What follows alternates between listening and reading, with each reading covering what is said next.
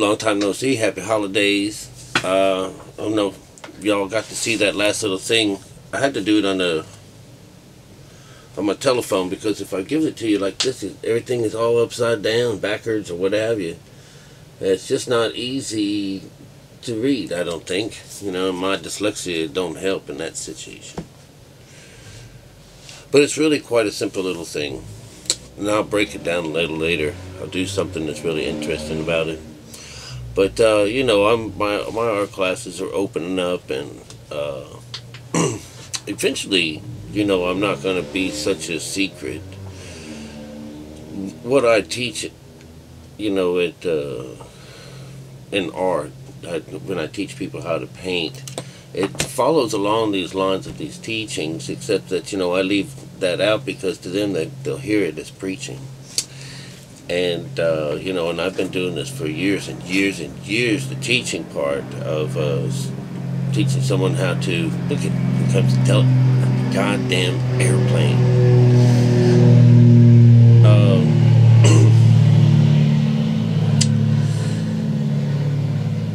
When you teach someone, when you're teaching the paintings, you know, I go a little bit further, you know, and talk about, you know, there's 3 phases of painting and stuff like that, you know, and, you know, you start off with an empty canvas, and the first layer of the paint, the ground floor of the painting, is all the colors that you have planned on doing in that composition, but in their darker form, the shades. So the shade rests on the bottom.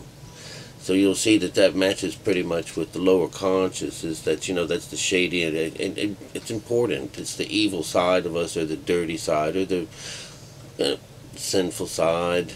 It's our neighbor. It's us, you know.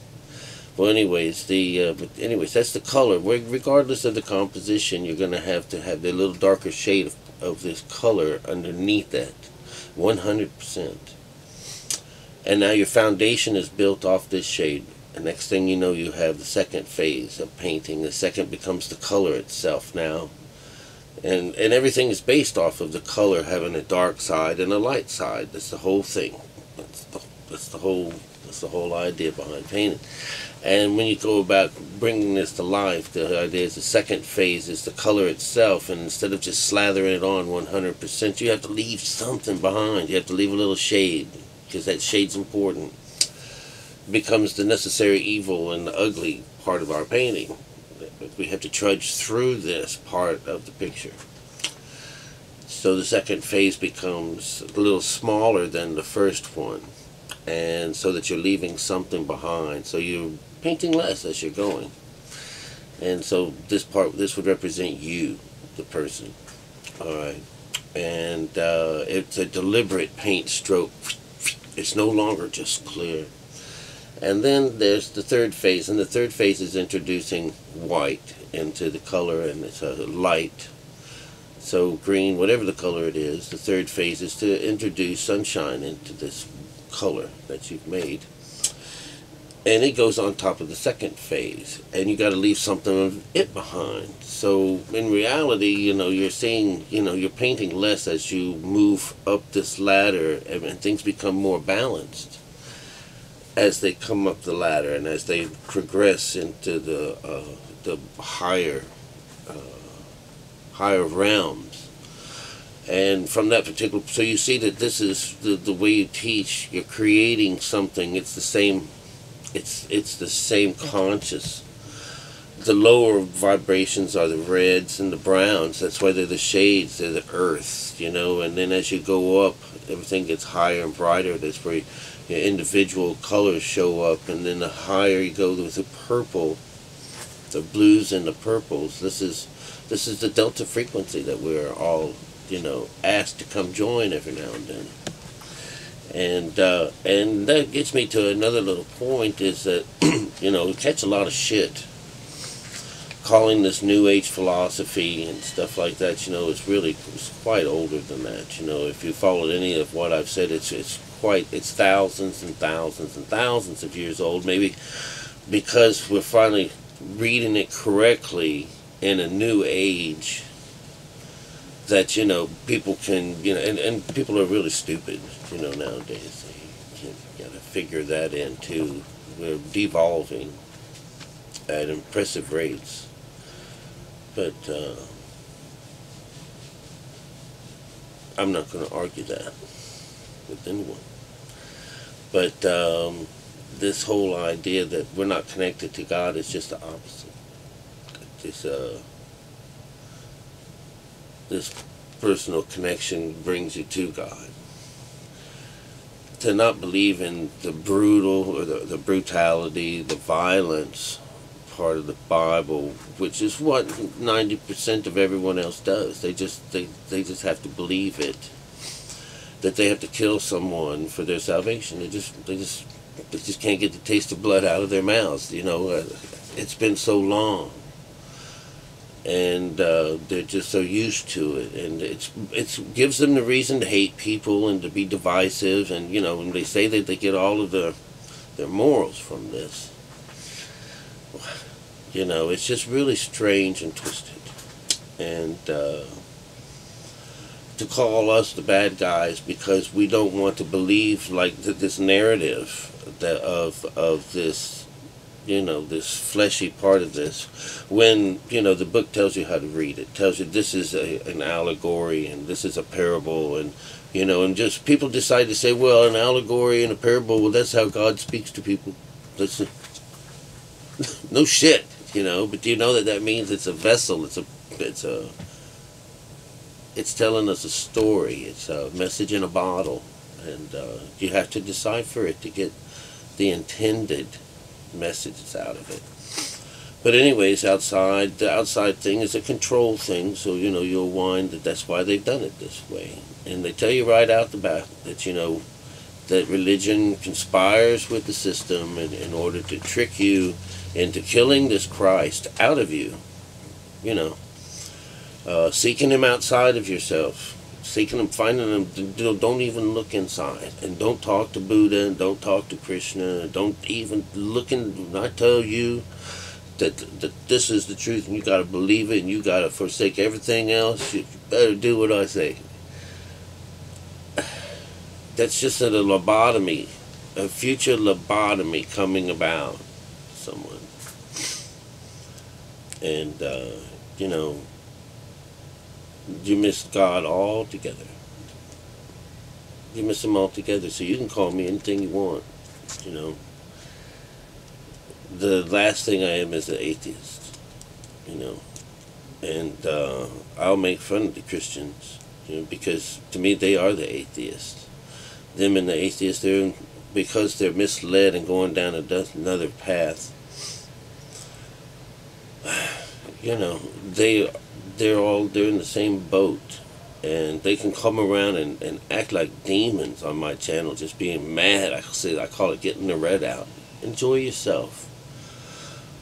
I'm going to be ornery with you. I don't care, because it's fun. Jesus was ornery with you. He says, for all these people, these parables, they're for the people that are without. And that means you're missing something. He says, when he says, they don't, it's right here in front of them. They can't see it, and they can't hear it. And to these people, he says, they are without. And to them, all things are parables. So, they take that on as, they're not talking about me, they're talking about the scribes and the Pharisees. Well, that means the religious, and you are the religious when you follow the word, and not the spirit. And, take it for them. I'm not afraid, I very much believe in what I teach. And I've had enough of the other side and got nowhere. So that's the idea. This is doctrine, and I showed you with this paper, the little circle thing. This is a doctrine. This is science, and it works for you. It works for the person that uses it. And, I'm not sure what you get out of that other one. I do. Grief. You're always feeling so low, and you're crying, and you really think that this is doing something really good. Aside from getting the poison out of your system, you keep putting them back in. You're the one, you're replenishing it with more of this garbage. So, the most godliest people on earth, and we bring the light back into this world the way it's supposed to, and we have memory to turn this back around. If not, just to hold on to it so that the knowledge doesn't just disappear.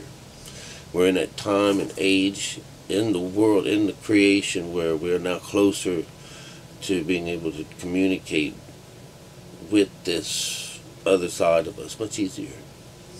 It says that in the book, that towards the end of the age, you'll run into a man carrying a pitcher of water. All right. Now, if you believe in the stories, it's 4,000 years old. Men did not carry water around. He had to go into his house, go to the upper room, and to the right, and there he is. He's ready. He's waiting for you. That's the Last Supper. It's also the second coming. It's all of these things when you do it for your first time. And somehow or another, it's just open to us now. It's like something was blocking it before, but now in this new age, it's open for us. And it don't cost you nothing. It doesn't hurt no one. And it's not demonic. And in fact, it's the kryptonite to it. So, there's just so many aspects to this way that are important for you to understand, outside of the cryptic word of the Bible that traps the everyday person into the belief that it was your choice to kill this Jesus, and that it was your choice to believe that you have to kill something in order to get something out of it, something positive. And I've never known anything to come out of it like that. My mom beat the hell out of me, but I've been a bad boy for a while, and I straightened up and was a good boy, so I'm going through my cycles. But you don't beat something, and you don't hurt things, and you don't be violent to stuff, thinking you're going to get a reward for it. And to have that kind of mentality makes you, dangerous, super dangerous. And there are millions of these people out there. So the road less traveled, it's just as they say, it's that rainbow bridge that connects us, the colors, from the lower chakras to the higher chakra. And all we get out of it is a new mind, a new way of thinking that helps steer through beta conscious, the sins of this world, and clear you out like a McAfee system that takes the red out of you for a season or so. So, it's not something that lasts forever. You're going to stub your toe tomorrow and something's going to happen and all hell's going to break loose, and you'll be glad that you went here, So anyways, this whole Christmas thing, is all the science. You can have a cosmic Christmas by trying to sit down at nighttime and think about this kind of stuff where, the Bible and the stories of this Jesus and everything are all about conscious change, an intervention with something higher than yourself. And you don't get that by going to a preacher or sitting in a church or reading the Bible at face value. Once you've noticed that it's a system whereby you need to shut off the mind, which is the virgin mind, being born from out of this, you are betraying yourself. You're betraying the skin because you're going to sacrifice it so that you can take this trip, because it ain't allowed. Not one bit of you is allowed to take this trip. So you are sitting there on your butt in your lotus position or whatever, and you suddenly slip into the second phase, which is the water. You're being baptized. Water is the truth, and it's clear. You're going to go through this. This is when Noah's parting the water. It's parting so he can walk through it. Right? While it's happening, a constant east wind is blowing. So you got to see how beautiful these stories really are. Then we meet Jesus in the air. All right, this is, in the sunny days, everything's is brightening. It's theta conscious. It's the third stage of consciousness, and he tells us he's going to take us on up to his paw, and his paw is in fire at the top of the mountain. That's our quest. We're making it all the way up to the top of the mountain where we meet God himself. This is where Jesus says, well, when you get up with me, you'll ask me nothing. I'd say, go take it up with my Father.